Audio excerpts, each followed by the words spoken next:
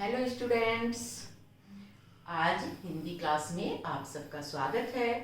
Students, आजकल हम पढ़ रहे हैं लेखन विधा और इसमें आज हम पढ़ेंगे अनुच्छेद लेखन।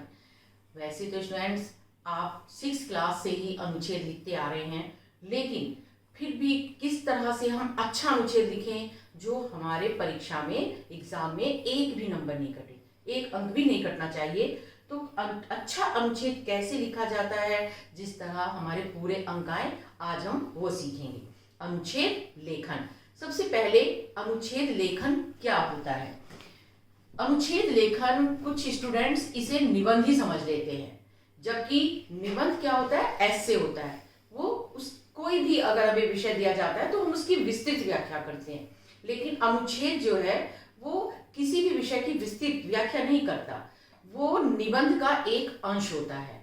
निबंध तो आप जानते हैं 3-4 पेपर के लिखे जाते हैं, उसमें हम बीच में जो भी महत्वपूर्ण बिंदु होते हैं उन्हें भी लिखते हैं और फिर उसके विषय में विस्तृत जो है व्याख्या करते हैं। लेकिन अनुच्छेद लेखन में ऐसा नहीं होता। अनुच्छेद लेखन होता है पैराग्राफ राइटिंग, अर्थात निबंध का एक अंश छोटा होता है, इनकी शब्द सीमा होती है। कुछ ही शब्द दिए जाते हैं कि इतने शब्दों में लिखिए, उतने ही शब्दों में हमें उस जो भी विषय हमें दिया जाता है, जो सूक्ति दी जाती है, उसके ऊपर पूरा का पूरा अनुच्छेद लिखना होता है।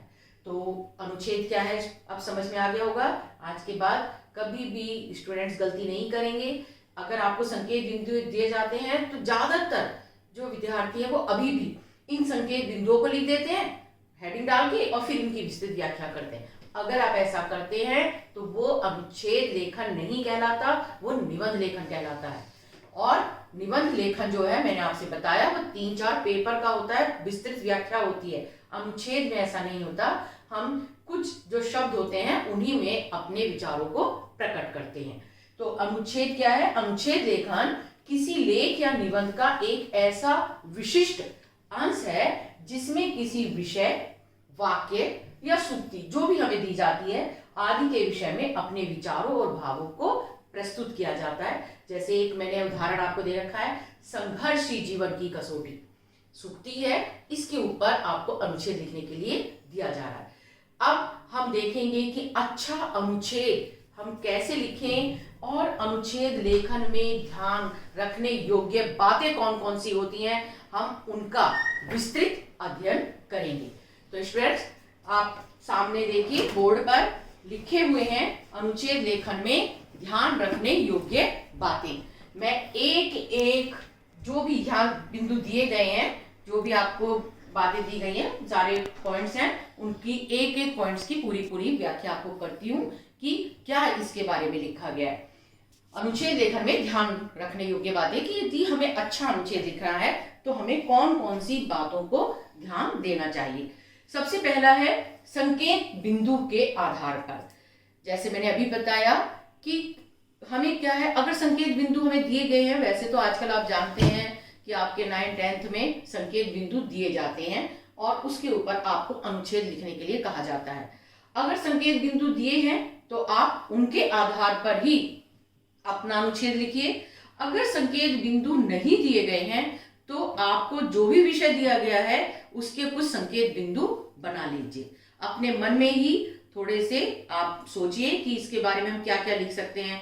मान लीजिए कोई भी विषय है तो उसको हम अर्थ लिख दें, उसकी आवश्यकता लिख दें, उसका महत्व बता दें और फिर अंत में जो भी निष्कर्ष है, जो भी विषय आपको दिया गया उसके बारे में लिख दें। तो अगर हमें संकेत बिंदु दिए हैं तो हमारे लिए सरल हो जाता है, नहीं दिए हैं तो हम अपने मन में ही एक तरह से रफली संकेत बिंदुओं को जो है मन में सोच लेते हैं। तो हमें संकेत बिंदु के आधार पर ही अनुच्छेद लिखना चाहिए, तभी हमारा अनुच्छेद प्रभावशाली होता है। नंबर 2 है शब्द सीमा 80-100 शब्दों में पूर्ण। आप जानते हैं शब्द सीमा होनी चाहिए। आजकल आप जानते हैं सीबीएसई में जो अनुच्छेद लिखने के लिए आता है वो लिखा होता है कि अनुच्छेद को 80 से 100 शब्दों में आपको पूरा करना है। तो आपकी शब्द सीमा होनी चाहिए, ये नहीं कि आप उससे छोटा लिखेंगे तब भी आपको पूरे नंबर नहीं मिलेंगे। अगर आप उससे ज्यादा लिखते हैं तब भी आप ये मत सोचिए कि आपको ज्यादा नंबर मिल जाएंगे। जितने शब्द लिखने के लिए आपको कहा जा रहा है उतना ही लिखिए। ये आप जानते हैं 80 से 100 शब्द, 15-20 जो वाक्य हैं आपके उसमें बन जाते हैं। 15-20 पंक्तियों में हमारा ये पूरा हो जाता है। फिर है नंबर 3, वाक्य सरल, छोटे और स्पष्ट होने चाहिए। हम जो भी वाक्य लिखें ये नहीं कि बहुत ज्यादा जटिल हो, बहुत ही हम एक तरह से उसके लिए जो है भाषा का प्रयोग करें, ऐसा जरूरी नहीं है। आप अपने विचारों को बिल्कुल सरल भाषा में स्पष्ट करिए। वाक्य जितने छोटे लिखेंगे उतना ही एक तरह से गलती कम होती है। तो हम छोटे छोटे वाक्य बनाएं और स्पष्ट होने चाहिए।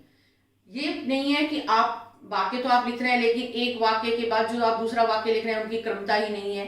तो जब आप किसी विषय पर लिख रहे हैं तो उनमें एक तरह से श्रृंखला बनी होनी चाहिए, क्रमता होनी चाहिए, तो वो स्पष्ट हो। फिर है विषय की प्रस्तुति प्रभावपूर्ण, संक्षिप्त हो। नंबर 4, जो भी विषय आपको दिया जा रहा है, अब उसकी जो भी प्रस्तुति आप कर रहे हैं, अपने विचारों को जैसे भी आप व्यक्त कर रहे हैं, वो प्रभावपूर्ण होने चाहिए। प्रभावपूर्ण अर्थात अट्रैक्टिव हो। जब भी आपका जो भी टीचर उसको पढ़े तो वो एकदम से उससे इंप्रेस हो जाए। तो वो प्रभावपूर्ण शैली में होना चाहिए और संक्षिप्त होना चाहिए। ये नहीं है, संक्षिप्त इसलिए कहा गया है, हमने कोई उदाहरण ले लिया किसी भी विषय पर, अगर हम देख रहे हैं तो हमने उदाहरण लिया और हम उस उदाहरण का उसका विस्तृत वर्णन कर रहे हैं, ऐसा नहीं होना चाहिए। हमें करना क्या होता है कि जो भी विषय हमें दिया गया है उसका हम केवल संक्षिप्त वर्णन कर दें।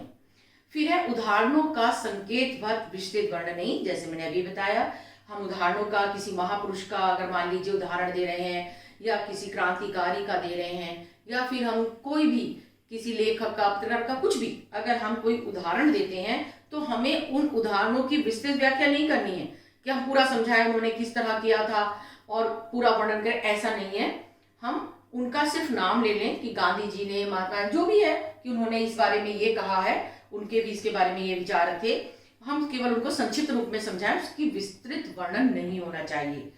और यदि हम अच्छा अनुच्छेद लिखते हैं, हम चाहते हैं कि अनुच्छेद लेखन में हमारे पूरे 5 में से 5 ही नंबर आए, एक भी नंबर नहीं कटे, तो उसके लिए, उसको प्रभावशाली बनाने के लिए हम मुहावरों का, लोकोक्तियों का और सूक्तियों का प्रयोग करें।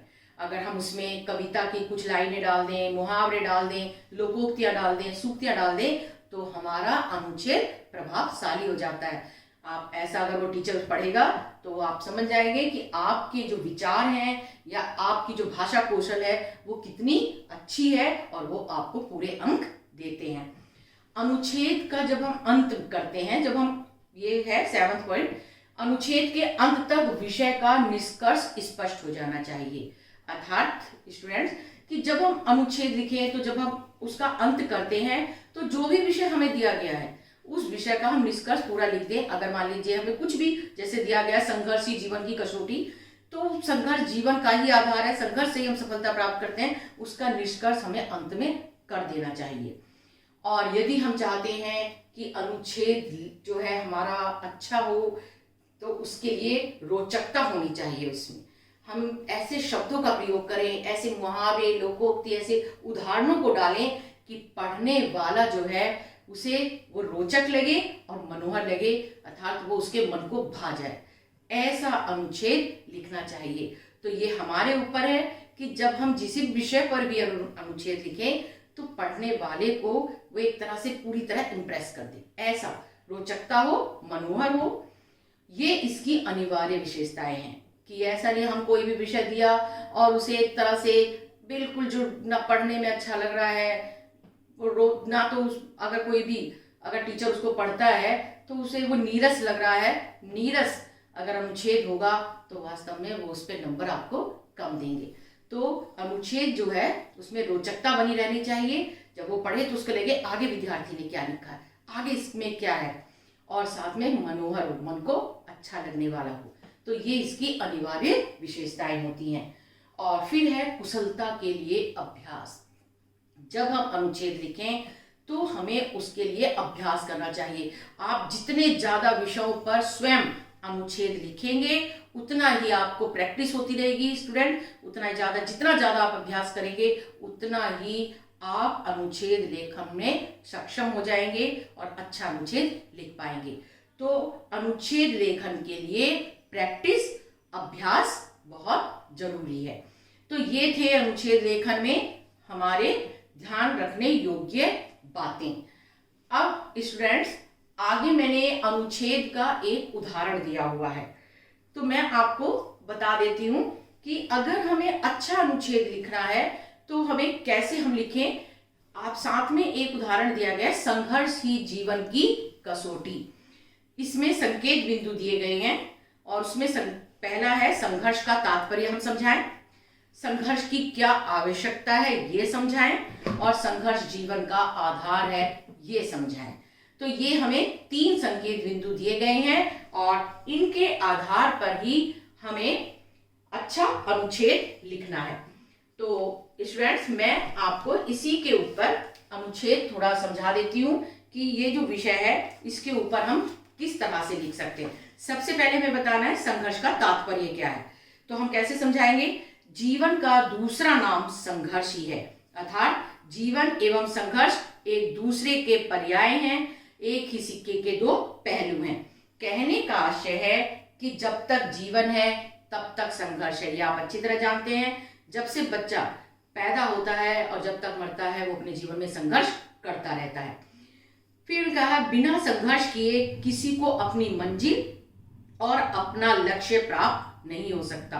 तो अब हमें बताना है संघर्ष की आवश्यकता क्या है। तो संघर्ष ने कहा, निर्धारित लक्ष्य की प्राप्ति के लिए हमें लगातार प्रयास करना पड़ता है, अनेक बाधाओं से जूझना पड़ता है और बिना संघर्ष किए किसी को कभी सफलता नहीं मिल सकती। तो हमारे जीवन में संघर्ष की बहुत अधिक आवश्यकता है। और इसमें जैसे मैंने आपको कहा था, हम कोई सूक्ति है, श्लोक है या कविता की लाइन डाल सकते हैं। तो इसमें अगर हम चाहें तो एक श्लोक आपने बचपन में पढ़ा होगा, हम वो श्लोक डाल सकते हैं। उद्मेन ही सिद्ध्यन्ति कार्याणि न मनोरथै, न ही सुप्तस्य सिंहस्य प्रविशन्ति मुखे मृगा। आपको पता ही होगा कि बिना परिश्रम के, बिना संघर्ष के तो कभी भी हमारा मनोरथ पूर्ण नहीं हो सकता। तो जीवन के प्रत्येक क्षेत्र में आगे बढ़ने के लिए, अपने लक्ष्यों को प्राप्त करने के लिए मनुष्य को अनेक संघर्षों से गुजरना ही पड़ता है। बिना संघर्ष किए सफलता प्राप्त नहीं हो सकती। संघर्ष जीवन का आधार। अब हम इस विषय पर अपने विचार प्रकट करेंगे। यह संघर्ष ही मनुष्य के जीवन का आधार है, जिस पर वह सफलता की अपनी पहली इमारत खड़ी करता है। संघर्ष से भयभीत होना करुणता है। हमें कर्तव्य पालन के लिए प्रतिबद्ध रहना चाहिए एवं प्रत्येक परिस्थिति का सामना करके वह संघर्ष करके जीवन में आगे बढ़ते रहना चाहिए। अगर आपको इसका ये श्लोक नहीं समझ में आ रहा है तो आपने बेटे कविता पढ़ी होगी। वो कविता है हरिवंश राय बच्चन की, और उस कविता की आप 2 लाइन लिख सकते हैं। कोशिश करने वालों की कभी हार नहीं होती। तो आप चाहें तो उस पर भी लिख सकते हैं कि संघर्ष ही जीवन की कसौटी है। तो आपके ऊपर है कि आप प्रभावशाली अगर अनुच्छेद लिखते हैं तो आप किस तरह से लिखें। तो आप इस तरह से, जैसे मैंने आपको बताया, इसमें आप अपने अच्छे जो विचार हैं वो डाल सकते हैं। आप उसमें लोकोक्ति है, कोई उदाहरण है, कोई श्लोक है, कविता की लाइन आपको याद आ रही है, आप वो डाल दीजिए, जिससे आपका अनुच्छेद प्रभावशाली हो। तो ये स्टूडेंट्स मैंने आज आपको बताया कि जो अनुच्छेद लेखन है वो एक कला है, और इसमें अच्छा अनुच्छेद लिखने के लिए हमें किन किन बातों को ध्यान रखना चाहिए। और अगर आप स्टूडेंट्स इन बातों को ध्यान में रखकर अब अनुच्छेद लिखने का अभ्यास करेंगे तो हो नहीं सकता कि कोई भी टीचर आपको 5 में से 5 नंबर ना दे। तो फ्रेंड्स, अब मुझे पूरा विश्वास है कि आपको अनुच्छेद लेखन समझ में आ गया होगा। अब आप जब भी अनुच्छेद लिखेंगे तो उसमें कहीं भी कोई भी गलती नहीं करेंगे। अनुच्छेद किस तरह से अच्छा लिखना है, जो आपके नंबर नहीं कटे, ये सारी बातें आपको समझ में आ गई होंगी।